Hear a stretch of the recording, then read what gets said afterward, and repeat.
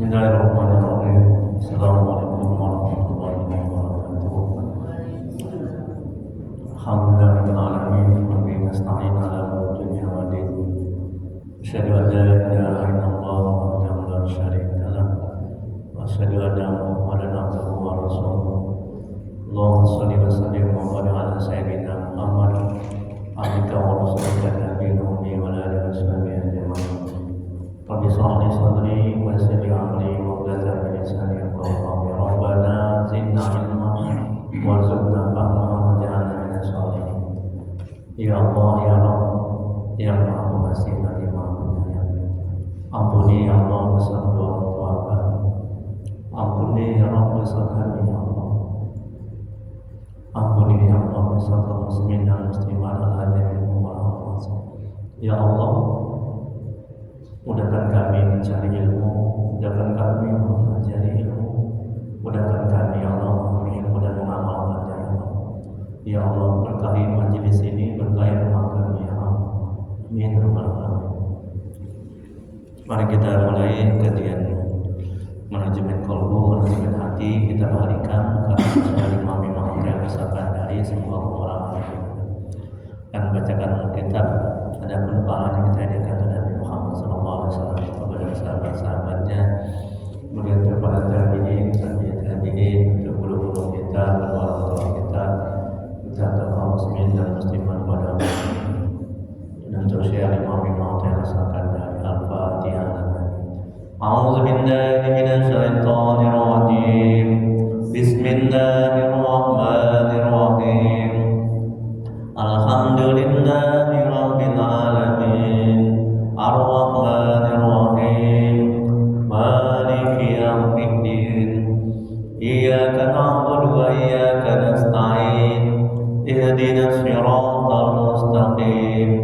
Siratal ladzina an'amta 'alaihim ghairil maghdubi 'alaihim waladdallin. Amin. Ilahi anta maksudi waridaka matlubi ya Allah.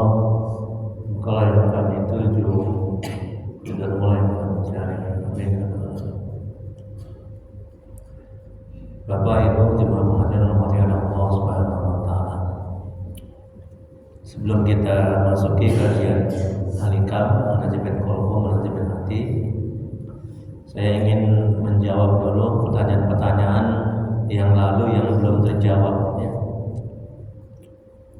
Yang pertama, apa beda nasib dengan takdir? Masih ingat? Ini dari ibu-ibu nih. Masih ingat Bu? Apa beda nasib dengan takdir? Nah, ya. Belum saya jawab yang lalu ya. Jawabnya, nasib berasal dari kata nasib yang artinya bagian atau jatah. Sedangkan takdir berasal dari kata takdir yang artinya menentukan ukuran. Itu dia ya. Jadi ukuran yang sudah ditetapkan Allah untuk hambanya adalah takdir. Ya. Sementara hasil yang diterima adalah nasib. Takdir pada dasarnya tidak diketahui, sementara nasib adalah hasil. Takdir itu, ketentuan itu tidak diketahui, tapi cukup diimani. Terima kasih Pak Haji, semoga Allah berkati. Ya.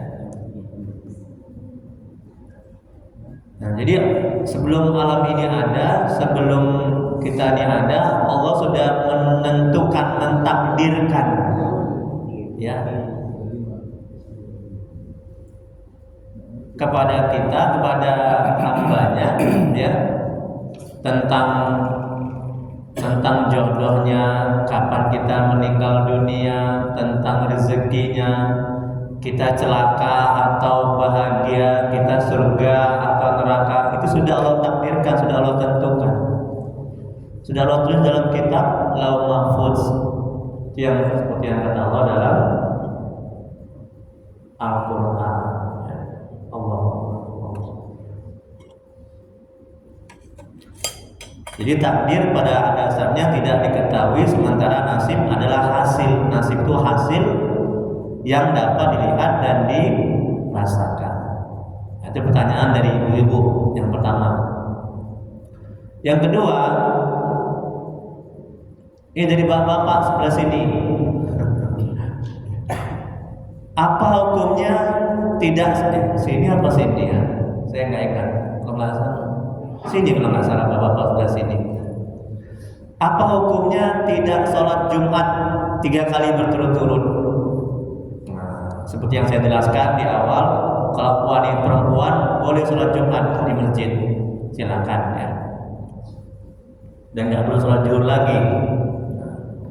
Apa hukumnya tidak sholat Jumat 3 kali berturut-turut? Jawabannya, Rasulullah SAW bersabda, perhatikan nih bapak-bapak, baru bapak-bapak yang bertanya. Siapa saja yang meninggalkan 3 kali ibadah sholat Jumat tanpa uzur, tanpa ada alasan, tanpa sakit atau tanpa halangan-halangan yang lainnya, saya ia ditulis sebagai orang kafir atau orang munafik. Hadis riwayat Tabrani.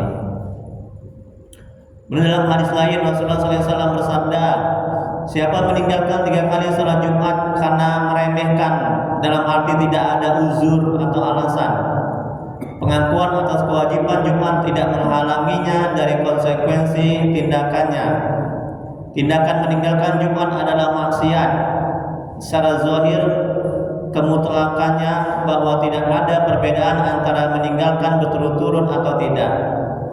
Tetapi bisa jadi bukan itu yang dimaksud. Yang dimaksud adalah berturut-turut. Niscaya Allah menutupi hatinya. Allah menyegel hatinya dengan sesuatu seperti cincin yang dapat menghalanginya dari nasihat dan kebenaran.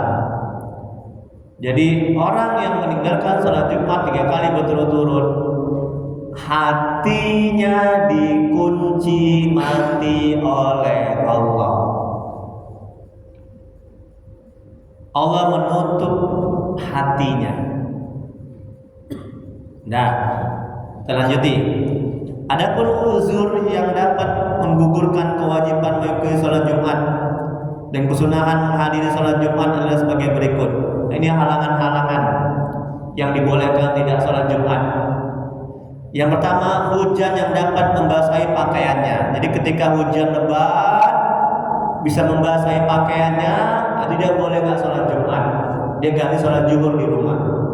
Tapi sekarang kan ada payung, ya kan? Ada mantel. Jadi nggak ada alasan, walaupun hujan lebat pakai payung, pakai mantel, ya. Zaman sekarang ya. Kalau dulu ya mungkin di zaman Nabi nggak ada payung, nggak ada mantel. Nih, hujan yang dapat membasahi pakaian. Yang kedua, salju, turun salju lebat sekali. Yang ketiga, dingin baik siang maupun malam. Yang keempat, sakit berat yang membuat sulit untuk mengikuti sholat Jumat. Dan sholat jamaah dan sholat jemaah, sakit ringan seperti flu, pusing atau sedikit demam tidak termasuk uzur. Yang kelima, kekhawatiran atas gangguan keselamatan jiwanya, kehormatan dirinya atau harta bendanya. Nah, itulah dia yang membolehkan seseorang tidak sholat Jumat. Selebihnya harus sholat Jumat. Yang terakhir, pertanyaan bapak sebelah sini, saya nggak tunjuk orang tentang nikah, ya. Hukum nikah, apa sih hukum nikah itu? Ya.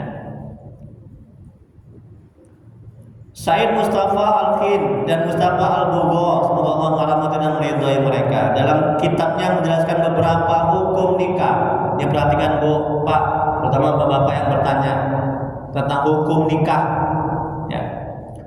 Yang pertama, hukum nikah itu sunnah. Sunnah. Hukum nikah adalah sunnah karena nikah sangat dihadirkan oleh Rasulullah SAW. Yang kedua, hukum nikah sunnah ditinggalkan. Nah, jadi ini kajian fikih ya.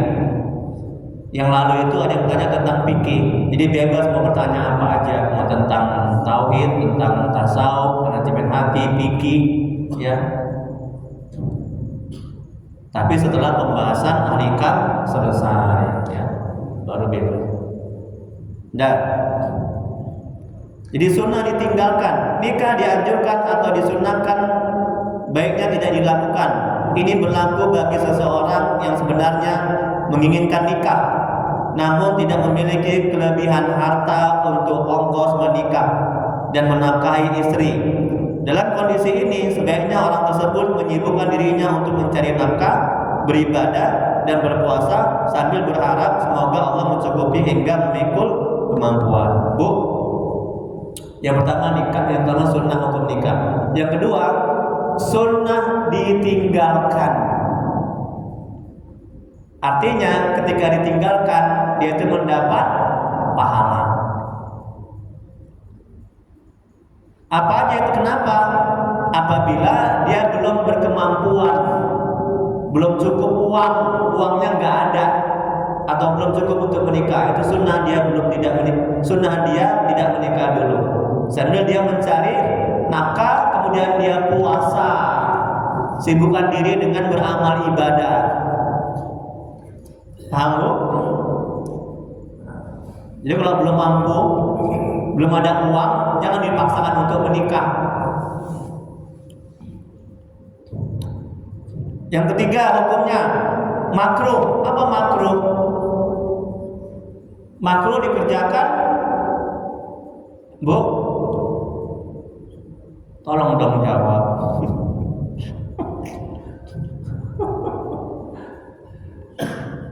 Pak Haji, apa makruh? Apa definisi makruh? Makruh dijengkol, makruh. Makruh ditinggalkan berpahala, dikerjakan tidak apa-apa. Ya, jangan banyak-banyak makan jengkol ya. Hukum nikah yang ketiga itu makruh. Nikah adalah makruh. Ini berlaku bagi seorang yang memang tidak menginginkan nikah, entah karena perwatakannya demikian ataupun karena penyakit. Ia pun tidak memiliki kemampuan untuk menafkahi istri dan keluarganya. Jika dipaksakan menikah, dikhawatirkan bahwa hak dan kewajiban dalam pernikahan tidak dapat tertunaikan.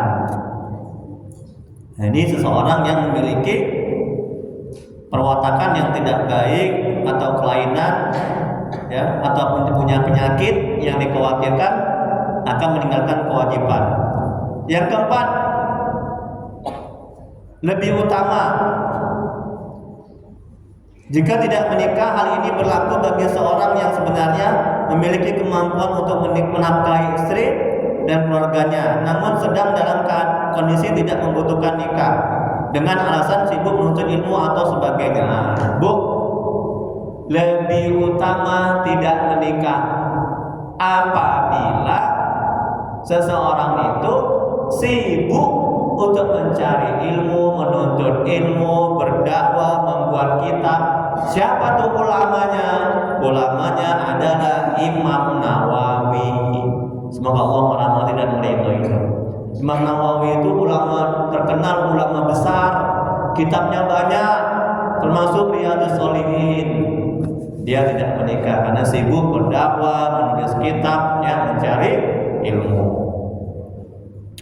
Yang kelima, yang terakhir, lebih utama jika menikah. Hal ini berlaku bagi seseorang yang memiliki kemampuan untuk menafkahi istri dan keluarganya, serta sedang tidak disibukkan menuntut ilmu atau beribadah. Maka orang tersebut sebaiknya melaksanakan nikah. Ini lebih utama. Kalau dia nggak sibuk untuk menuntut ilmu, kalau dia nggak sibuk untuk berdakwah, kalau dia nggak sibuk untuk mencari ilmu agama, itu lebih baik menikah. Kalau dia sudah mempunyai kemampuan dalam hal keuangan, dalam hal nafkah batin, nafkah lahir, dan sebagainya. Wallahu a'lam bishawab. Hanya Allah yang mengetahui jawabannya. Ini saya share di grup manajemen hati. Nanti bisa dibaca lagi nanti.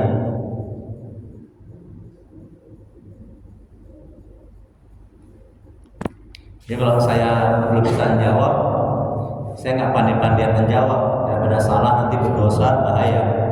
Ya buka kitab dulu, saya buka lagi referensinya dulu, kita cari. Baik, ini Halikam, buku yang jilid yang kedua. Ya. Dapat semua? Dapat, alhamdulillah. Syekh Al-Imam, lihat materinya Bu. Syekh Al-Imam Ibnu Athaillah Sakandari, semoga Allah merahmati dan meridhoinya. Amin. Bila mengatakan dalam kitab Al-Hikam hikmah yang ke-39, pangkal segala maksiat, kelalaian dan syahwat adalah ridho terhadap nafsu. Masya Allah. Tengok nih.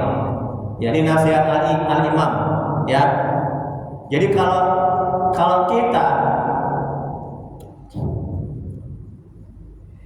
kita menuruti hawa nafsu,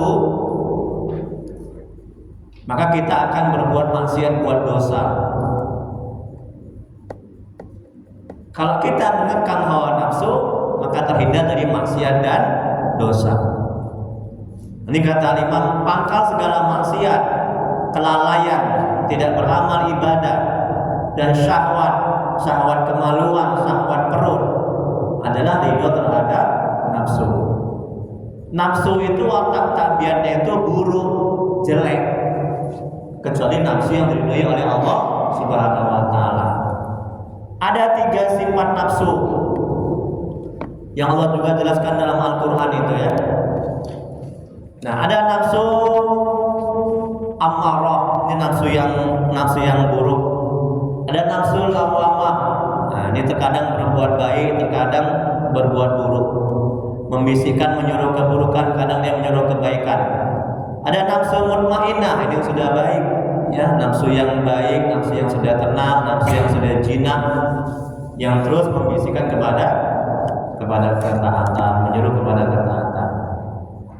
Sedangkan sumber ketaatan, kesadaran dan ifah itu meninggalkan hal-hal yang terlarang, adalah tidak adanya keridhaan dirimu terhadap nafsu. Jadi kalau kita tidak menuruti hawa nafsu, maka kita akan mudah untuk melakukan ketaatan. Kita lihat penjelasannya. Definisi maksiat adalah pelanggaran terhadap perintah Allah yang wajib. Di sana Allah telah memerintahkan kita mengerjakan sembahyang, puasa dan lain-lain, tapi tidak kita patuhi. Itulah dia maksiat. Jadi kalau kita nggak sholat, nggak puasa, nggak ibadah, itu namanya maksiat. Pelanggaran terhadap perintah Allah. Tidak menjalankan perintah Allah yang wajib itu disebut maksiat, yakni durhaka kepada perintahnya. Apalagi kalau kita tidak mengakui bahwa itu perintah Allah, maka hukumnya bukan hanya sekedar maksiat saja, tetapi kufur, yang bersangkutan telah keluar dari Islam. Definisi syahwat ialah melepaskan keinginan beserta nafsu pada mencari sesuatu yang dirasa enak dan lezat. Jadi yang dimaksud dengan syahwat ialah lepas hati dan perasaan dari tanggung jawab terkait pada agama, demi memenuhi hawa nafsu pada mencari kesenangan dan kelezatan yang sesuai dengan kehendak dan keinginan berdasarkan ciri khas tabiat kebinatangan. Itulah dia definisi syahwat, ya, melepaskan keinginan beserta nafsu. Misalnya memuaskan nafsu pada tidur sepuas-puasnya, sehingga kita lupa pada kewajiban kita yang harus dikerjakan. Memuaskan nafsu pada seks, sehingga norma-norma keagamaan tidak kita perhatikan lagi dan tenggelam-tenggelam kita dalam memperturutkan kehendak syahwat dan nafsu kita. Definisi kelalaian ialah melengahkan segala hak yang dimaksudkan dan segala hak yang wajib, dengan melepaskan semua hak-hak itu serta segala sesuatu yang menimbulkan pada hawa. Definisi al-ghaflah, kelalaian, sering diterjemahkan dengan kelalaian, dapatlah kita pahami, yaitu tidak ada perhatian terhadap hak-hak agama, baik yang sifatnya sunat maupun yang sifatnya wajib, dan semua hak-hak itu kita anggap sebagai tidak ada saja karena dorongan hawa nafsu yang menimbulkan malas beramal dan beribadah, maka keadaan ini disebut dengan al-ghaflah. Al-ghaflah, lalai dalam beramal ibadah. Kemudian pokok pangkal perhatian terhadap hak-hak agama apabila kita ridho kepada hawa nafsu, jadi senang kepada kehendak nafsu. Tegasnya keinginan hawa nafsu itu kita turuti. Saya ulang lagi, pokok pangkal perhatian terhadap hak-hak agama apabila kita ridho kepada hawa nafsu, yakni senang kepada hawa nafsu. Tegasnya keinginan hawa nafsu itu kita turuti, atau paling tidak hal keadaannya tidak kita bantah, tapi kita sesuaikan dengan keinginan hawa nafsu. Sedangkan senang dan patuh pada keinginan hawa nafsu adalah menutup segala kaipan-kaipan diri. Pada waktu itulah kita tidak melihat lagi kekurangan diri kita dan semua kejelekan dan kaipan diri. Terlihat oleh kita merupakan sesuatu yang baik dan bukan sesuatu yang aib. Ridho atau senang menurut kehendak nafsu menunjukkan bahwa hal itu telah terjangkit pada diri seorang manusia, maka untuk mengetahui bahwa itu telah dianggap aib itu dapatlah diketahui dengan tiga tanda, yaitu oke, nanti kita jelaskan itu. Yang pertama, perhatikan Bu. Ya. Yang pertama definisi maksiat, ya, pelanggaran terhadap perintah Allah. Yang kedua definisi syahwat, melepaskan keinginan beserta nafsu. Yang ketiga definisi kelalaian, melengahkan segala hak yang disunahkan dan segala hak yang wajib, nggak sholat, nggak ibadah, nggak nuntut ilmu. Yang berikutnya definisi kelalaian, yaitu tidak perhatikan hak-hak agama. Sampai di sini dulu. Ada pertanyaan? Masih yang berkaitan dengan ini dulu ya. Jangan yang lain dulu. Nanti kalau sudah selesai sampai 3 halaman, ya, baru nanti berapa halaman itu? 4 ayat. Silakan Pak Haji. Apa kabar Pak Haji? Sehat? Ya, tolong linknya.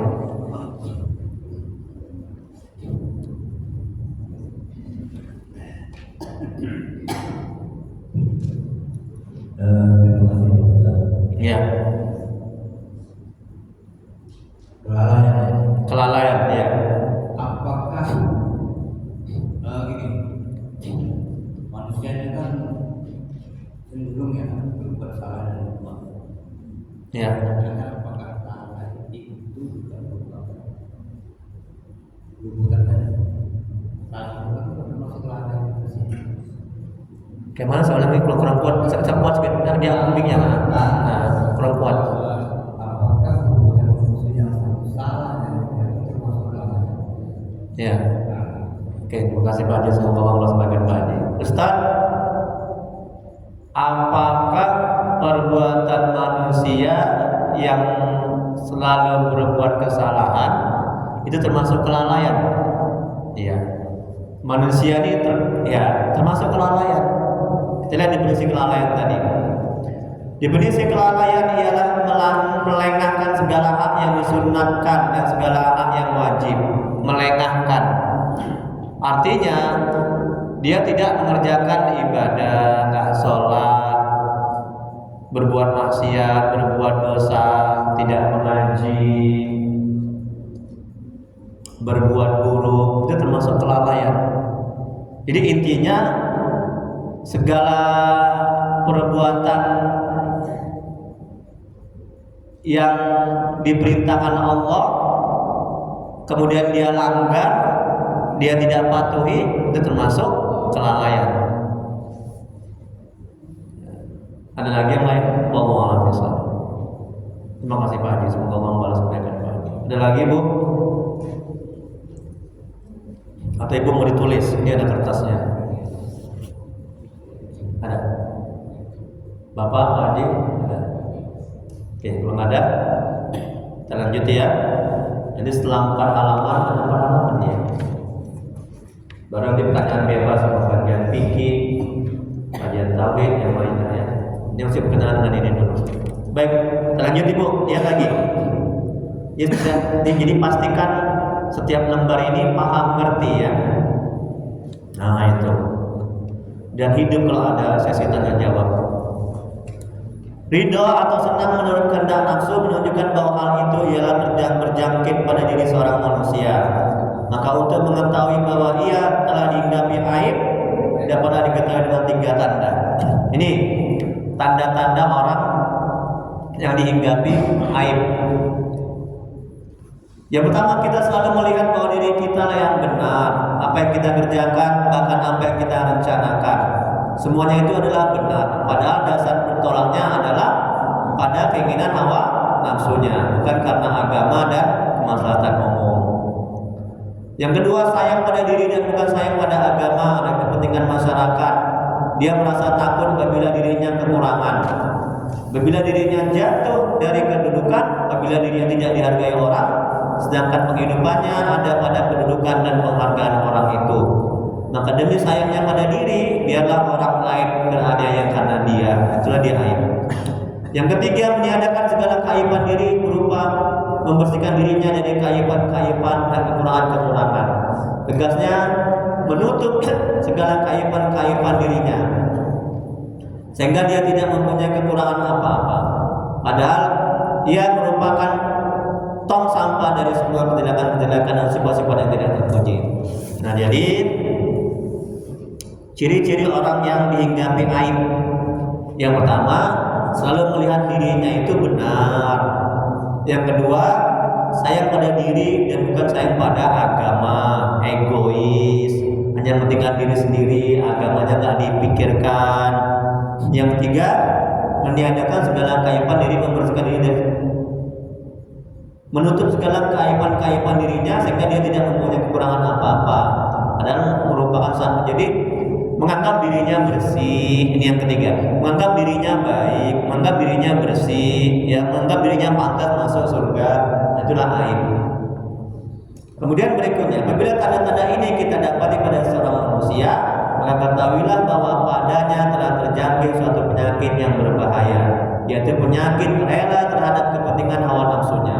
Barang siapa yang senang terhadap nafsunya, rela dan dipatuhinya karena hawa nafsunya, maka ia menganggap baik karena hawa nafsunya, tenteramlah hatinya yang sudah dikuasai oleh setan.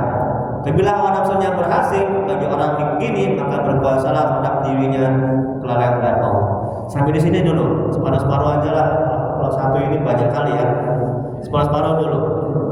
Silakan Bapak Ibu bertanya. Sampai di sini udah paham?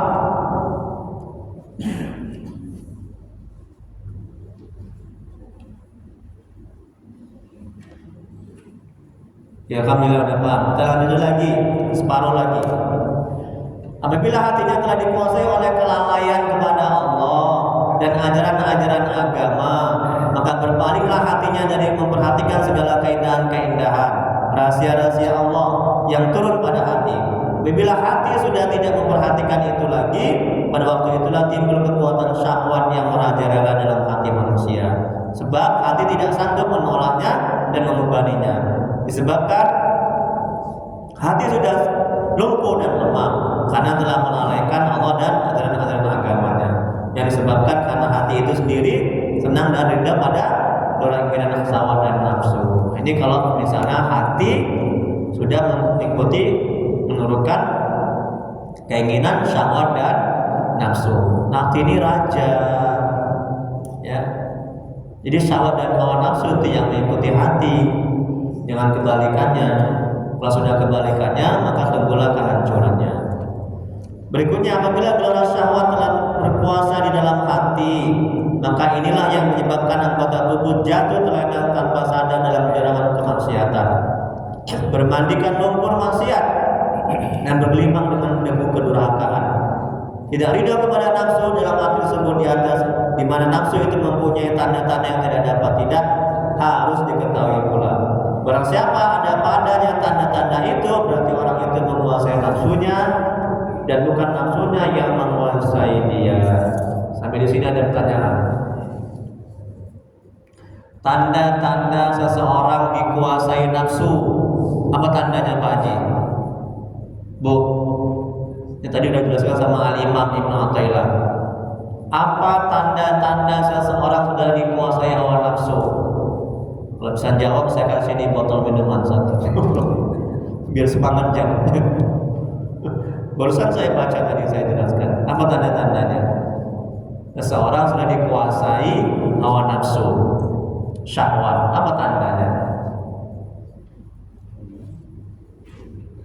Kenapa?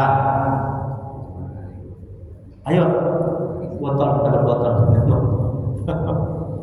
Tandanya adalah tadi yang sudah saya bacakan, yang sudah saya terangkan. Tandanya adalah dia mudah untuk melakukan maksiat dan dosa. Dia meninggalkan perintah-perintah Allah. Ya, itu tandanya. Kemudian berikutnya ada pertanyaan apa di sini? Belum kita lanjuti. Ya, silakan. Alhamdulillah. Pakai mic Pak Haji. Semoga Allah membalas kebaikan Pak Haji. Pak Haji ini banyak pahalanya karena banyak tanya. Ini Ustaz. Ya. Manusia itu kan ada perempuan. Ya. Dia disengaja juga dia nggak sengaja. Manusia ada yang berbuat tapi nggak sengaja. Nah, ya. Kalau sengaja jelas ada yang pahalanya. Ya. Sengaja. Ah, Apa itu juga termasuk bentuk dosa jadi iya. apa itu termasuk bentuk pahala juga. Iya. Dia sengaja. Baik, makasih Pak Haji. Allah membalas Pak Haji. Kalau tidak sengaja itu tidak kelalaian. Ya. Berarti ada unsur tidak ada usaha di sini. Tapi kalau misalnya sengaja itu bentuk kelalaian. Nah, ya. Puasa bulan Ramadan panas, pulang ke rumah minum. Pernah nggak Bu gitu Bu?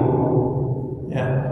Saking hausnya itu puasa bulan Ramadan siang-siang sampai ke rumah minum. Sengaja nggak itu? Nggak sengaja kan? Kalau nggak sengaja nggak batal puasanya. Ya, lanjut di puasanya. Tapi jangan minum lagi. Nah, satu. Yang kedua, naik kereta. Di depan ada perempuan naik kereta. Ya.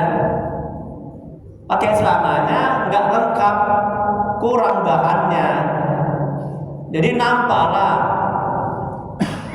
terlihat nggak sengaja ya.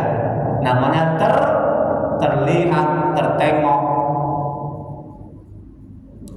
Kalau dilihat, itu baru dosa. Naik kereta, ya. Terlihat, astagfirullahaladzim, tundukkan pandangan. Jangan lama-lama, dinubruk nanti. Terlihat, tidaklah berdosa, tidaklah lalai. Kalau ada wanita perempuan naik kereta, dilihat. Oh, ini rezeki nomplok nih, alhamdulillah. Nah, itu baru berdosa. Ada lagi yang lain? Wallahu a'lam bishawab. Ada? Nanti yang bisa menjawab si nasi bungkus itu ada nasi itu baru datang. Ada Bu? Nah, silakan. Alhamdulillah. Apa kabar? Bapak Mas ya? Alhamdulillah. Masih muda dan taat kepada agama. Semoga Allah membalas kebaikan Mas ya. Alhamdulillah. Senang anak-anak muda taat. Kalau orang tua taat udah biasa ya kan Bu? Ya kan Bu ya? Nah, kalau anak muda yang masih syahwat nafsunya yang masih kuat, yang masih bergelora, silakan Mas. Izin Ustaz bertanya. Nah, bagaimana cara mengendalikan hawa nafsu dan apakah hanya meningkatkan ibadah untuk mengendalikan hawa nafsu atau ada cara lain? Ya, pinter, hebat. Iya. Anak zaman Z. Berapa umur Mas? 22. Alhamdulillah. Semoga berkah umurnya. Amin ya rabbal alamin. Semoga Allah membalas kebaikan Mas ya. Bagus pertanyaannya. Ustaz, bagaimana caranya mengendalikan hawa nafsu? Ini yang penting, ya kan Bu? Dari tadi kita bicara tentang hawa nafsu. Ini kan topiknya ini tengok nih, kata Imam Ibnu Athaillah. Ya, pangkal segala maksiat kelalaian, nggak sholat, nggak mau ngaji adalah ridho, nerima, suka, mengikuti hawa nafsu. Kalau kita udah mengikuti hawa nafsu, siap-siaplah kita melakukan dosa, siap-siap kita nggak taat kepada Allah. Nah, jadi sekarang pertanyaannya, bagaimana cara mengendalikan hawa nafsu? Hawa nafsu itu nggak bisa dihilangkan, ya. Dia sudah ada ketika kita dilahirkan, semenjak dilahirkan. Dan manusia juga perlu nafsu. Kita juga kemari ibadah pakai hawa nafsu, betul? Kita makan juga pakai nafsu. Kita ada di sini kan juga akibat dari nafsu ibu dan bapak. Jadilah kita dilahirkan. Kalau nggak ada nafsu, kita nggak bisa dilahirkan, betul? Tapi nafsu yang bagaimana? Ya, itu yang pertama. Yang kedua, nah bagaimana cara mengendalikannya? Ya, yang pertama adalah pakai ilmu. Ini nanti ilmunya tentang mengendalikan hawa nafsu. Perumpamaan, bagaimana kita membuat pecel, membuat getuk, membuat makanan kalau nggak pakai ilmu, nggak tahu ilmu, itu nggak akan bisa. Makanya cari ilmunya, ini ilmu tentang nafsu, tentang hati. Itu yang pertama, pakai ilmu. Apa Bu? Pakai ilmu. Yang kedua, ya, cara mengendalikan hawa nafsu adalah kita harus tahu keburukan-keburukan yang diakibatkan mengikuti hawa nafsu. Kalau kita sadar dan paham bahwa mengikuti hawa nafsu membuat kita melakukan dosa, kita tidak akan mau melakukannya. Paham kan? Umpama contoh, tadi Pak Haji tadi ketua BKM kita bilang, Ustaz dingin Ustaz ya subuh ini ya. Iya hawanya dingin. Dingin-dingin enaknya ngapain? Kalau nafsu enaknya ngapain Bu? Pinter Pak Haji, enaknya tidur. Kata nafsu, ngapain kau ngaji? Tidur aja, itu bisikan nafsu. Udah. Nah, kalau kita sadar dan paham bahwa kalau kita mengikuti bisikan hawa nafsu, ya, kita akan celaka, kita akan berdosa, kita akan sengsara menderita. Nah, jadi yang kedua ini cara menjaga hawa nafsu adalah paham dan sadar bahwa mengikuti hawa nafsu itu akan mengakibatkan kesengsaraan dan penderitaan dan maksiat dan dosa. Itu yang kedua. Dah. Yang pertama tadi Bu? Yang pertama apa?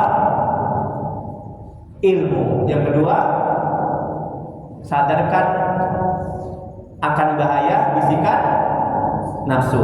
Yang ketiga, perbanyak puasa. Karena puasa sangat ampuh, sangat baik untuk mengekang hawa nafsu, keinginan nafsu. Bu, sebab dia Ramadan, bulan Ramadan itu, ya, bulan Ramadan, kan banyak kali orang berbuat taat, iya kan? Banyak kali orang membaca Al-Quran, banyak kali orang yang tahajud, betul. Kan nafsunya itu terkekang, nggak berkutik untuk membisikkan kemaksiatan. Nafsu itu hanya membisikkan kebaikan. Ya, setelah Ramadan kena lontong, pecel, lele, habis. Yang tadinya tahajudnya tiap malam jadi kendor. Nafsu kuat balik, nafsu beringas lagi. Makanya perbanyak puasa. Ini yang ketiga cara mengendalikan hawa nafsu. Nah, kemudian yang keempat, perbanyak beramal ibadah. Kalau kita arahkan, Bu, perhatikan. Kalau kita arahkan nafsu kita kepada ketaatan, maka nafsu itu tidak akan mengarahkan kita kepada kemaksiatan. Saya ulangi lagi. Kalau nafsu itu kita arahkan, hati kita yang mengarahkan nafsu. Kalau nafsu itu kita arahkan kepada ketaatan, ya, sholat, ibadah, baca Quran, zikir, maka nafsu itu tidak akan mengarahkan kita kepada kemaksiatan. Paham kan? Tapi kalau nafsu itu tidak kita arahkan kepada ketaatan, maka nafsu itu akan mengarahkan kita kepada kemaksiatan. Ini dia kuncinya. Ya. Makanya sibukkan nafsu kita kepada ketaatan, baca Quran, zikir, cari ilmu agama, sholat, ibadah, dan segala macam. Ada berapa tadi? 4. Yang terakhir yang 5, doa. Doa. Ya Allah, tolong ya Allah. Ya. Bimbing nafsuku dalam ketaatan kepadamu. Jinakkan nafsuku ya Allah. Kekang nafsuku ya Allah. Beri aku nafsu mutmainnah, irji'i ila rabbiki radiyatan mardiyah. Itu kata Allah dalam Al-Quran. Ya, minta ada 5. Ditulis Bu, amalkan, ikut sama. Wallahu a'lam. Itu ya, ya. Ada lagi yang lain? Jam 6 lewat 10. 5, 10, 15, 20 menit lagi selesai. Ya, silakan Pak Haji. Ini bicara dengan nafsu. Iya. Ada nafsu itu halus, Ya. tapi dia bisa menjerumuskan. Ada nafsu itu halus, tapi dia bisa menjerumuskan. Terus? Contohnya begini. Contohnya? Di bulan suci Ramadan. Bulan suci Ramadan. Kita ada ibadah. Ya. Malam tahajud. Tiap pagi ya. Begitu subuh, tak ke masjid. Nggak ke masjid. Oh. Itu kan artinya kan nafsu juga yang membuat begitu. Iya. Rajin ibadah, begitu subuh tak sanggup ke masjid. Iya. Tak pengen beribadah malam. Iya. Itu bagaimana harusnya? Iya. Ada orang beribadah di tengah malam, ya kan? Itikaf, zikir segala macam. Nah, giliran subuh, dia nggak sholat subuh. Ya maksudnya nggak sholat subuh, dia nggak bisa ke masjid. Nggak bisa ke masjid. Nah, pertanyaannya? Itu kan artinya kan perbuatan nafsu juga. Iya. Harus memang kan. Iya. Rajin kita beribadah. Kalau itu jemaah subuh, dia nggak bisa datang. Iya. Di rumah aja dia. Sementara tahajudnya nggak tanggung. Oke, itu berarti sudah mengikuti bisikan nafsu yang tidak baik dan bisikan setan. Itu nggak baik. Nggak baik lah, ya. Jangan seperti itu. Seharusnya dia istiqomah. Jadi ketika dia malam tahajud, kemudian dia itikaf, baca Quran segala macam sampai menjelang subuh, ya. Nah, seharusnya dia terus istiqomah, ketaatan. Nah, jangan sampai dibisikkan oleh nafsu supaya ibadah, supaya dia nggak ke masjid, ya. Nah, jadi terus dia berzikir dengan kepada Allah, arahkan nafsu itu, ya, untuk beribadah ke masjid. Jangan diikuti. Jadi apakah amal kita malam itu sia-sia? Tidaklah, tidak. Tetap dicatat oleh Allah, tidak sia-sia. Nah, tapi kalau kita sampai nggak sholat di rumah, nggak sholat subuh, kita sudah melakukan perbuatan maksiat dan dosa. Ya, tidak baiklah seperti itu. Dia buat taat dan dia buat maksiat. Buat taat, buat maksiat, buat taat, maksiat. Kecuali tidak sengaja. Tapi kalau disengaja seperti itu, ya tidak baiklah, berdosa. Jadi seharusnya dia terus istiqomah. Jangan sampai dia tidak sholat ke masjid. Jangan sampai dia tidak sholat subuh. Ya. Nah, itu namanya kelalaian kata Pak Haji. Itulah kelalaian itu tadi. Jadi karena mungkin dia kecapean, ya. Dia itikaf, tahajud tengah malam sampai banyak rakaatnya. Terakhir dia tidak ke masjid, ya kan? Nah, tidak baiklah seperti itu. Nah, jadi yang namanya beramal itu mesti mesti istiqomah. Jadi kalau ada bisikan-bisikan, setan membisikkan, kau kan sudah banyak tadi malam kamu beramal, ngapain lagi ke masjid? Itu setan tuh. Nafsu juga begitu. Nafsu mengajak kita, udah di rumah aja, udah banyak stok amalmu tadi malam, udah banyak zikirmu, udah banyak tahajudmu, di rumah aja. Kan gitu kata nafsu dan setan. Kan dua musuh kita, nafsu dan setan, ya kan? Nah, kalau kita ikuti, lalai lah namanya, kata Imam Ibnu Athaillah, lalai. Kita mengikuti bujukan, bisikan setan dan nafsu. Ya nggak baik lah orang seperti itu. Dan seharusnya dilawan. Ya tidak, aku harus ke masjid. Nah gitu. Itu nafsu baik, Nafsu buruk lah. Dan nafsu, kata Al-Quran dan Al-Quran kata ulama, ada nafsu amarah, nafsu yang mengajak pada keburukan, ada nafsu lawamah, nafsu yang terkadang mengajak kebaikan dan keburukan, dan nafsu mutmainnah. Yang paling baik kan nafsu mutmainnah. Ini nafsu para rasul, para nabi, wali-wali Allah, para orang saleh. Kalau nafsu kita belum sampai nafsu mutmainnah. Karena kita kan buat baik dan buat buruk kan. berarti nafsu amalu amal. Hah? Nafsu amarah lah, nafsu lawamah lah. Kadang buat malamnya kan kita buat baik kan. Kemudian sampai rumah kita buat buruk. Sampai nggak sholat subuh. Memang sih kalau nggak sholat ke masjid memang tidak berdosa. Cuma kan sangat dianjurkan. Bu, wanita itu lebih baik sholat di rumah. Tapi kalau Bu, ada tapinya. Tapi kalau berjemaah, kalau sendiri, ya lebih utama dia sholat di masjid berjemaah. Paham? Paham Bu? Makanya kalau ibu sholat di rumah sendiri, jangan di rumah, pergi ke masjid berjemaah lebih utama. Tapi kalau misalnya di rumah berjemaah sama suami atau sama anak yang sudah berbalik, berjemaah di rumah itu lebih utama ketimbang di masjid. Paham Bu? Itu ada yang bertanya jemaah saya, Ustaz, suami saya melarang saya untuk sholat taraweh. Katanya lebih baik di rumah. Tadi berkenaan dengan pertanyaan Bapak Haji ini tadi ya. Jadi saya bilang begitu dia penjelasannya. Mungkin sudah baca, saya kirim di grup itu manajemen hati. Ada sebagian anggota grup manajemen hati, nggak tahu. Begitu saya jawabannya.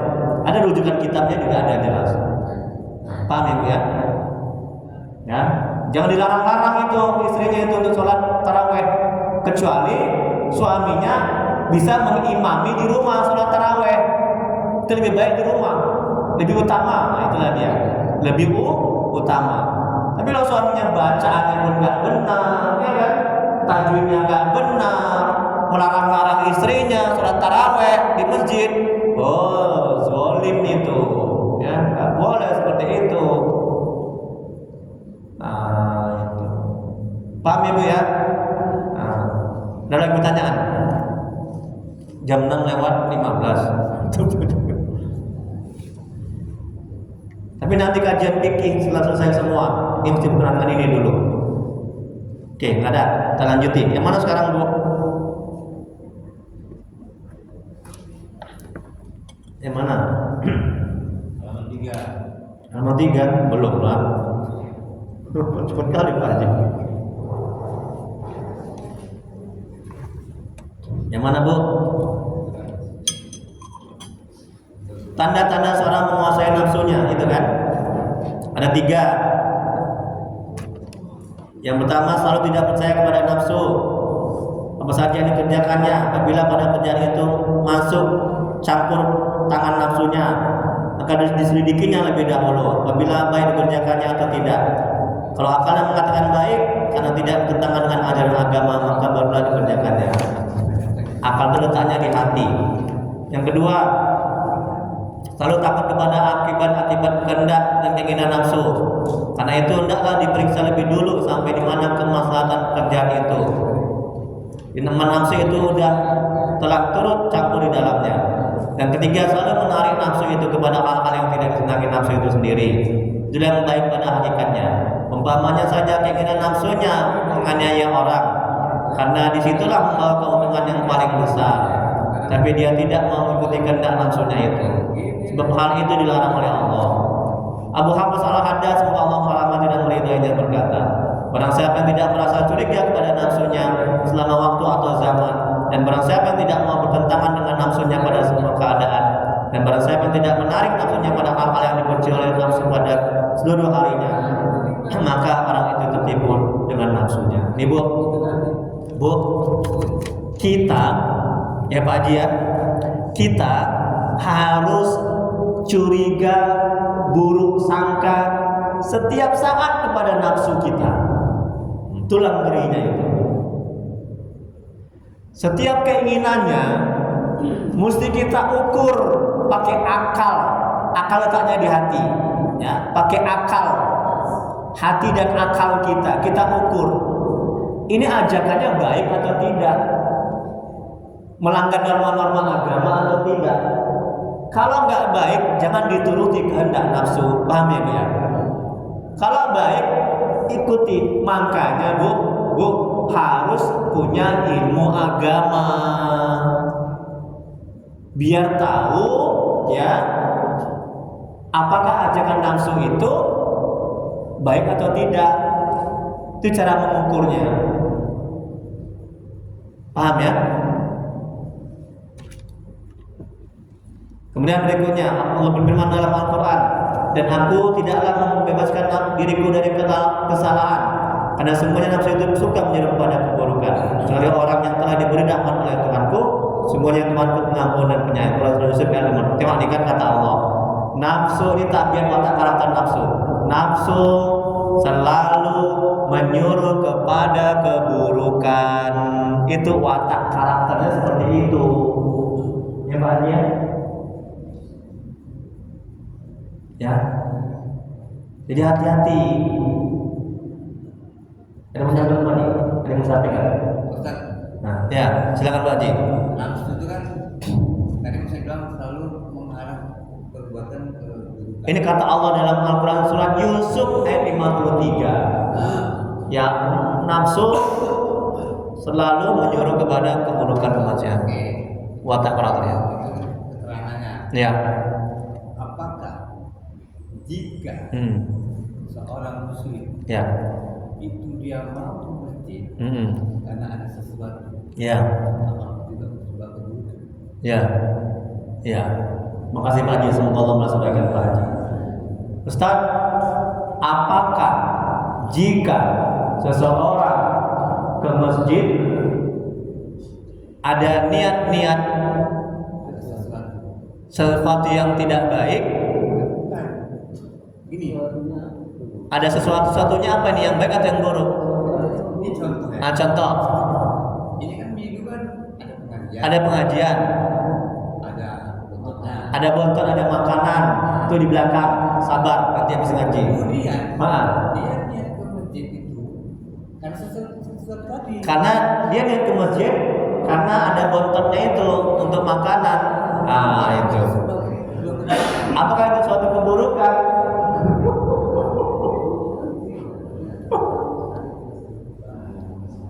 Innamal Rasulullah SAW bersabda, innamal amalu binniyat. Sudah satu itu bergantung kepada niatnya, dan seorang itu dibalas sesuai dengan kadar apa yang dia niatkan. Berarti dia belum ikhlas dalam beramal. Tapi kalau untuk orang-orang yang awam, ya Pak Haji ya, orang yang awam, yang nggak ngerti ilmu agama, nggak apa-apa niat dia ke masjid untuk mendapatkan lontong. Itu orang yang nggak ngerti ilmu agama, yang awam. Nah, pinter, pinter, ya, ya, ya, iya, pinter. Kasih Pak Haji, Allah sebagai Pak Haji. Jadi orang yang ke masjid berceramah untuk mendapat lontong itu tidak apa-apa. Ya, itu bagi orang yang awam. Ya. Itu yang pertama. Nah, terus yang kedua itu untuk memotivasi dia. Nanti kan lama-lama kan dia bisa ikhlas semata-mata karena Allah. Itu yang pertama. Terus yang kedua, nah kita ini bagaimana? Kan kadang kita ini kan belum bisa ikhlas. Ketika ada dorongan nafsu, aku kemonjelah untuk dapat lontong, ya, udah istighfar aja mohon ampun kepada Allah, ya, luruskan niat lagi. Nah, begitu cara mujahadahnya, cara riyadhahnya, ya, niat luruskan niat lagi bahwa kemudiannya karena Allah, mengharap ridha Allah, mencari ilmu agama, menuntut ilmu agama untuk ibadah. Nah, begitu caranya. Jadi memang ikhlas ini kan mesti nggak bisa langsung kita bisa ikhlas, itu nggak bisa. Jadi perlu ada tahap-tahapnya dia, ya. Nah, bertahap. Nah, itu perlu mujahadah, perlu riyadhah dan latihan. Bagaimana latihannya? Kita dia cara latihannya. Ada ceramah, ada lontong, ya. Jadi kira-kira kita kemudian tuh pilih lontong atau cari ilmu nyari lontong. Ya itu kan itu perlu riyadhah, latihannya. Oke, ada lagi? Ya, alhamdulillah Bu, makasih Bu, Allah balas kebaikan Ibu. Assalamualaikum warahmatullahi wabarakatuh. Saya ingin bertanya Ustaz mengenai yang duniawi, nafsu duniawi. Bagaimana itu kalau kita selalu banyak keinginan Ustaz? Saya mau ini itu kan seperti ikhlas terhadap nafsu. Iya. Tapi nafsu itu tidak menyalahi agama. Iya. Misalkan itu sekarang kan lagi musim belanja online. Iya. Hampir tiap hari saya ini membuat diri saya tidak belanja, tapi saya tetap belanja tiap hari. Itu apa saya termasuk mengikuti nafsu? Iya. Itu aja Ustaz. Ya, terima kasih Bu. Semoga Allah balas kebaikan Ibu. Bagus pertanyaannya, pintar ya. Ustaz, apakah keinginan untuk tidak belanja online tetapi saya belanja online, apakah itu termasuk keinginan hawa nafsu? Benar. Itu termasuk keinginan hawa nafsu. Kalau kita setiap hari belanja online itu namanya keinginan hawa nafsu yang buruk, yang tidak baik. Kan ada keinginan nafsu yang baik, ya kan? Apa contohnya Bu? Keinginan nafsu yang baik. Seperti nafsu menginginkan untuk ngaji, itu kan baik, betul. Nafsu menginginkan untuk baca Quran, itu kan yang baik, betul. Itu namanya nafsu lawamah. Tapi kalau nafsu menginginkan untuk belanja online setiap hari, itulah keinginan nafsu yang buruk. Makanya kita ukur dengan ilmu agama. Ya, katakan dalam hati, akal pikiran kita.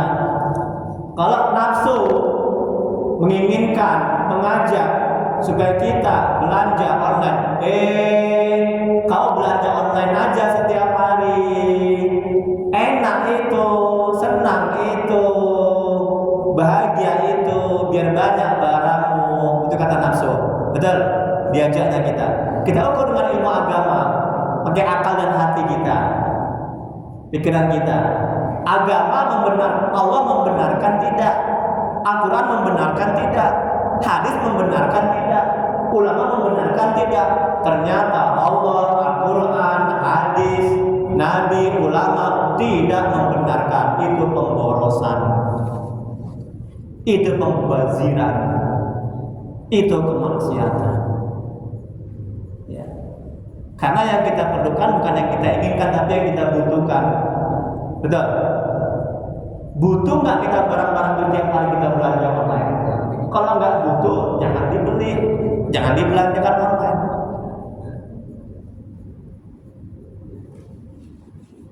Jadi tanya hati akal pikiran kita, butuh nggak? Jangan hanya sekedar ingin. kalau ingin itu cenderung kepada nafsu. Ingat kata Allah dalam Al-Quran, nafsu itu cenderung kepada keburukan. Ingin. Kapan selesai keinginan? Kalau kita sudah meninggal dunia. Betul? Ingin ini kayak minum air laut, asin, semakin diminum semakin haus. Kalau kita menginginkan hawa nafsu, memperdulikan hawa nafsu, hancur kita, binasa kita. Kecuali keinginan nafsu yang baik, itu yang kita turuti. Ibu, bagus, pintar. Selesai 6.30, kita tutup. Nah ini baca sendiri. Yang akan datang kalau nggak paham ditanya. Sekarang pertanyaan bebas, ada 3 menit lagi. Mau fikih, tauhid, apalagi segala macam rumah tangga, bebas. Mau ahli kata, silakan Pak Haji. Apa kabar Pak Haji, sehat? Apa dia Pak Haji? Ya Pak Haji.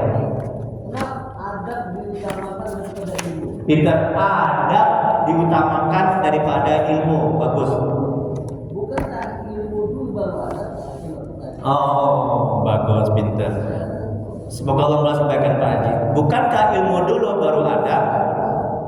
Nah, kalau kita nggak ada ilmu, macam mana kita mau melakukan adab-adab kita kepada orang tua, ya kan?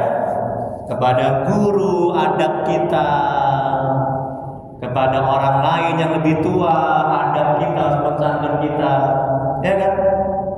Iya. Jadi jawabannya, artinya orang nggak ada artinya berilmu kalau dia tidak beradab. Ya, itu makanya maksudnya ada tuh di atas ilmu, itu dia maksudnya. Nah, ada nggak orang yang beradab tanpa ilmu? Ya mustahil lah. Macam mana dia mau beradab kepada orang tua kalau dia nggak ada ilmu? Dia beradab kan karena ada ilmunya. Pama kalau misalnya bicara sama orang tua tidak boleh bentak-bentak, sama guru tidak boleh menyalahkan. Itu kan adab-adab.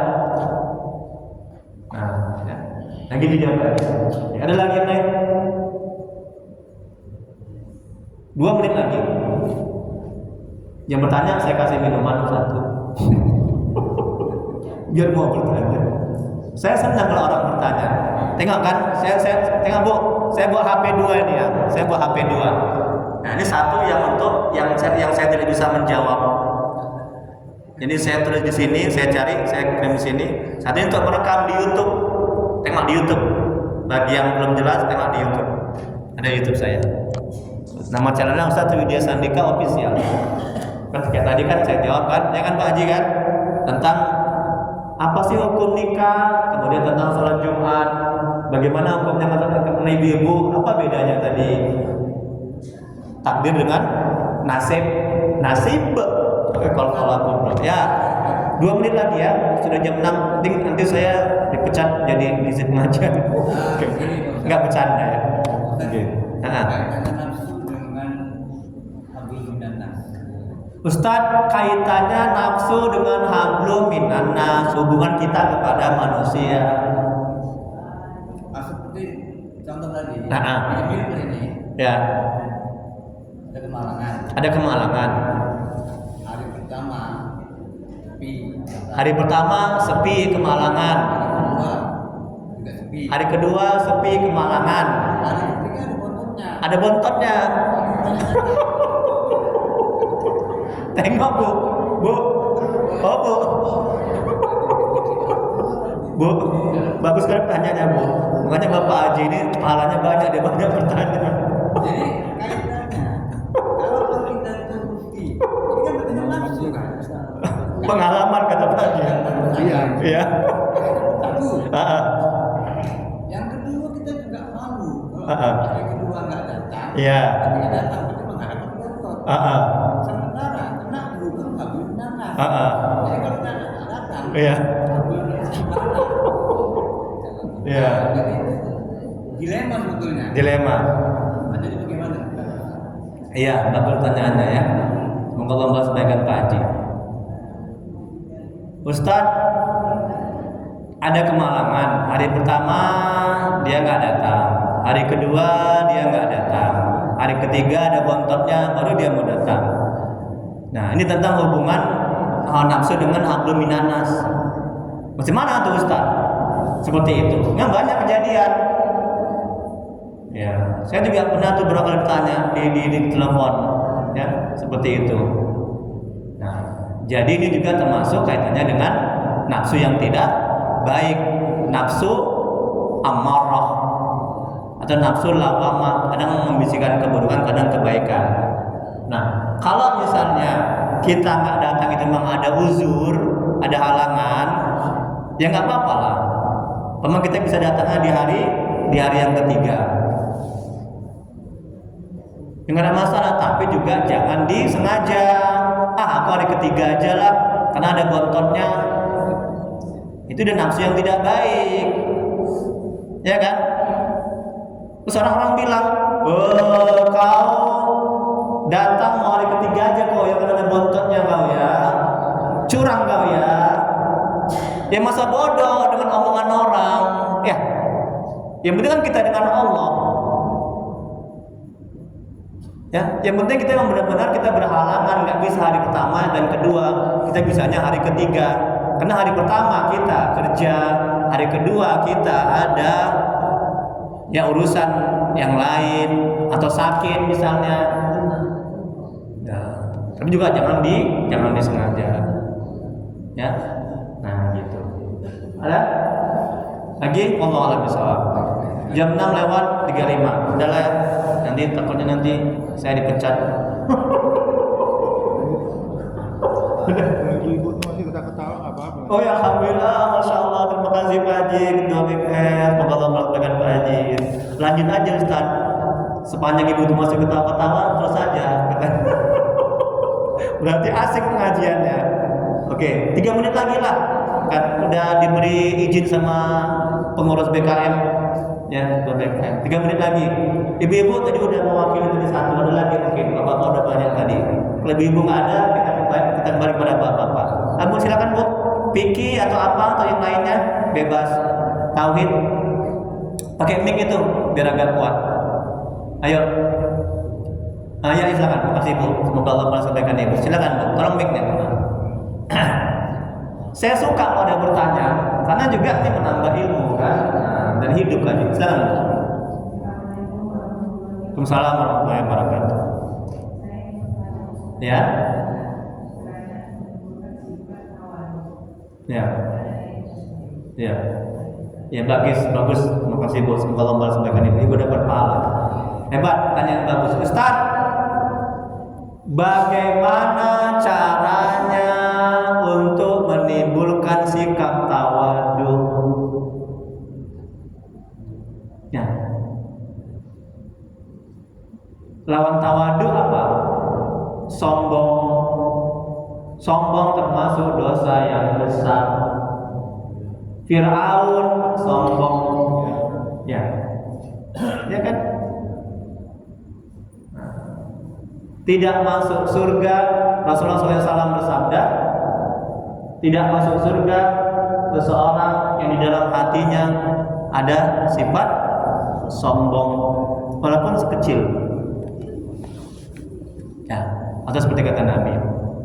Jadi bagaimana caranya agar tawadu? Yang pertama pakai ilmu. Ini ilmu tentang tawadu, rendah hati, manajemen hati. Tawadu itu berkenaan dengan hati, sabar, ikhlas. Ya, tawadu itu di hati. Cari ilmu tentang tawadu itu di hati. Itu yang pertama, cari ilmu. Yang kedua, bersihkan hati. Kalau hati kita masih kotor, banyak maksiat dan dosa, kita gak akan bisa rendah hati. Kita akan menganggap orang itu hina, kita yang lebih mulia. Nah, yang kedua bersihkan hati agar tawadu. Nah, Yang ketiga, agar bisa rendah hati, sadarkan, sadarkan diri kita ini bahwa kita ini hina, banyak dosa, kita lemah. Kita ini nggak kuat kalau Allah tidak memberikan kekuatan. Kita ini nggak bisa hidup kalau Allah tidak memberikan nyawa, ruh. Kita akan mati. Kita ini akan binasa, hancur kalau Allah tidak mengurus. Kita ini tidak akan bisa bergerak kalau Allah tidak memberikan kekuatan sama tubuh kita, sama tangan kita. Ya. Yang ketiga, sadarkan dalam hati seperti itu. Maka kita akan tawaduk. Udah. Bicara tawaduk, rendah hati. Udah. Yang keempat, agar kita bisa tawaduk, rendah hati. Ya. Sadarkan dalam hati akal pikiran kita. Kalau kita bertemu dengan orang yang lebih tua, sadarkan dalam hati dia tua, dia banyak pahalanya, dia banyak makan asam garam. Kalau kita bertemu dengan orang yang lebih rendah daripada kita, sadarkan dalam hati akal pikiran kita bahwa dia melakukan keburukan, mungkin dia tidak tahu ilmunya. Sedangkan kita melakukan keburukan, kita tahu ilmunya. Yang kelima, agar kita bisa tawaduk, rendah hati, berdoa, minta kepada Allah, ya Allah, beri aku sikap tawaduk, ya Allah, rendah hati, ya Allah. Ya. Agar kita tidak menganggap orang itu hina, agar kita tidak merendahkan orang, agar kita tidak merasa pintar. Sebaliknya kita pintar merasa. Orang yang merasa pintar itu buruk, dan orang yang pintar merasa itu baik. Pintar merasa ketika ada orang yang susah, hatinya merasa iba, kemudian dia membantu. Pintar merasa ketika ada orang yang minta tolong, hatinya tergerak untuk menolong, kemudian dia membantu. Pintar merasa itu baik, merasa pintar itu buruk. Itulah orang yang tinggi hati, orang yang sombong. Wallahu a'lam bishawab. Hanya Allah yang Maha mengetahui jawabannya. Ada lagi yang satu lagi.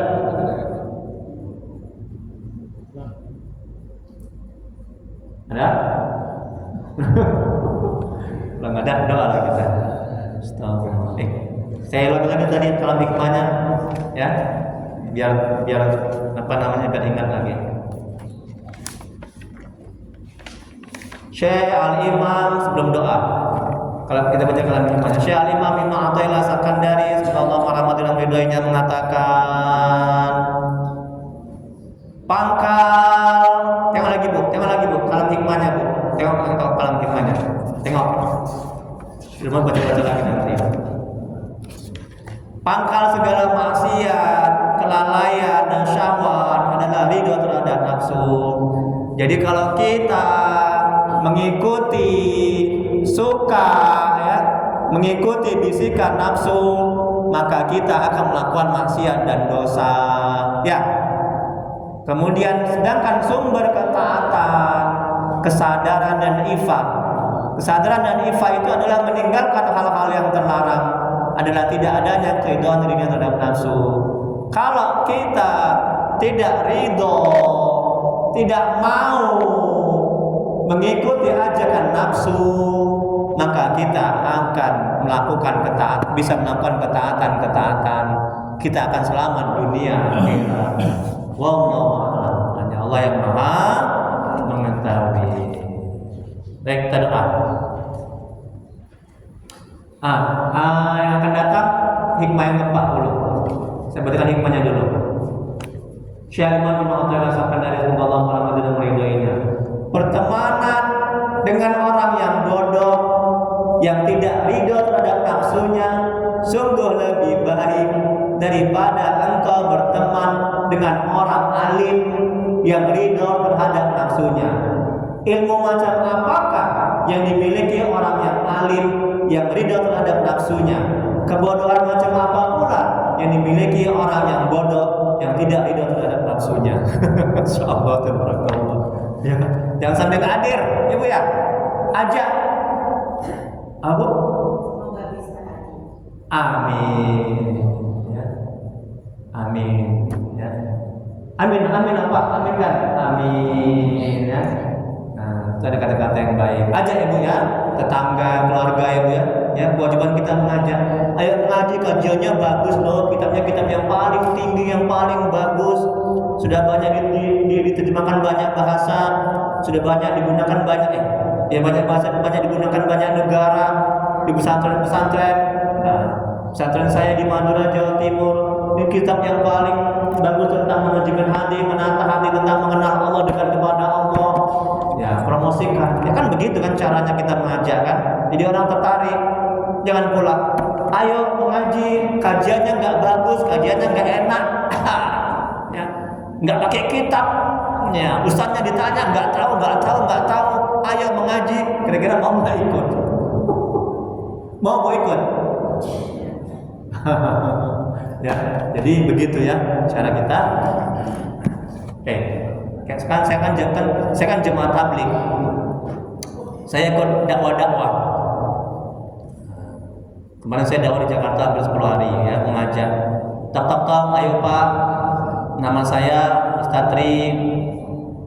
Kita ini satu akidah la ilaha illallah. Pak, dunia ini sementara, akhirat itu kekal. Ayo ke masjid, nah itu mengajak. Ayo mengaji. Doa kita. Astaghfirullahaladzim. Astaghfirullahaladzim. Allahumma sholli ala sayyidina Muhammad. Allahumma sholli ala sayyidina Muhammad. Allahumma sholli ala sayyidina Muhammad. Asyhadu an la ilaha illallah wa asyhadu anna Muhammadar Rasulullah. Bismillahirrahmanirrahim. Alhamdulillahirrahmanirrahim. Alhamdulillah fi ni'mah wa ikati mazidah. Ya Rabbana lakal hamdu kama yanbaghi li jalali wajhika wa 'azimi sultanik. Allahumma shalli ala sayyidina Muhammad wa ala ali sayyidina Muhammad. Ya Allah ya Rahman ya Rahim, bertawasul kepadamu ya Allah. Mengasilah keberkahan kemuliaan Nabi Muhammad sallallahu alaihi wasallam kepada sahabat-sahabatnya. La ilaha illa subhanaka inna kunna minaz zalimin. Ampuni dosa orang tua kami ya Allah. Ampuni dosa orang tua kami telah mendahului kami. Jauhkan mereka dari siksa kuburmu. Jadikan kuburan mereka taman-taman surga. Tempatkan mereka di surga, segala surga ya Allah. Ya Allah, ampuni dosa dan maksiat kami ya Allah. Ampuni sebesar apapun masa lalu kami. Terima ibadah kami, terima taubat kami. Kasihanilah kami ya Allah. Ya Allah, ampuni dosa kaum muslimin dan muslimat ala jami'il umat. Ya Allah, mohon ya Allah, jadikan rumah tangga kami rumah tangga yang sakinah, mawaddah warahmah. Jadikan anak-anak kami yang soleh-solehah, jadikan kami dari musibah dan bala bencana. Ya Allah, beri sehat hidayah dan hati yang bisa kebermanfaatan kami ya Allah. Ya Allah, tuntun hati kami agar bisa istiqomah dalam taat kepadamu, agar bisa selalu mengingatmu, agar bisa selalu berselawat kepada Rasulmu ya Allah. Ya Allah, tolonglah ya Allah, bila di antara kami, keluarga kami, jemaah ini ada yang sakit, mohon ya Allah, sembuhkan penyakitnya ya Allah, angkat penyakitnya ya Allah, beri kesabaran kepadanya dan kepada keluarganya ya Allah. Dan apabila mendapat kesulitan hidup, mohon ya Allah, mudahkan kesulitannya ya Allah, tunjukkan jalan keluarnya ya Allah, ganti musibah yang mereka alami dan lebih baik nantinya ya Allah. Ya Allah, murahkan rezeki kami dan berkahi, urusan kami dan berkahi, banyakkan berkah dan berkahi ya Allah. Rabbana